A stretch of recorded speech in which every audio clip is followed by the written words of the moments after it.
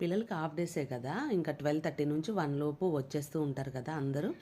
ఇంకా అందుకని చెప్పి నేను మెంతికూర పప్పు ఒకటి చేశాను. ఎందుకు అంటే, నేను ఎప్పుడు అయినా సరే ఇటువంటి ఆకుకూర పప్పులు చేసినప్పుడు రోటి పచ్చడి కంపల్సరీగా చేస్తాను.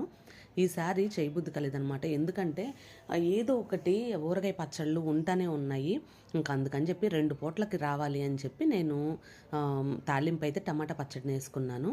ఇది తాలింపు అనేది ఎప్పటికప్పుడు అయితేనే ఫ్రెష్గా బాగుంటుంది. అందుకని చెప్పి నేను కొంచెం వేసుకున్నాను.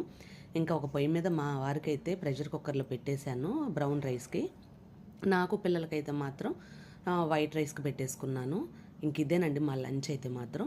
నేనైతే మాత్రం మెంతికూర పప్పులో అది చూసారా, చికెన్ పచ్చడి అనమాట. చికెన్ పచ్చడి పెట్టి వారం రోజులు అయింది. నేను చాలా బాగా వచ్చింది. ఎందుకంటే రెగ్యులర్గా చేస్తూ ఉంటాను అనమాట. రొయ్యల పచ్చడి, చికెన్ పచ్చడి ఇలా చేస్తూనే ఉంటాను కాబట్టి నాకైతే చాలా సులువుగా అయిపోయింది.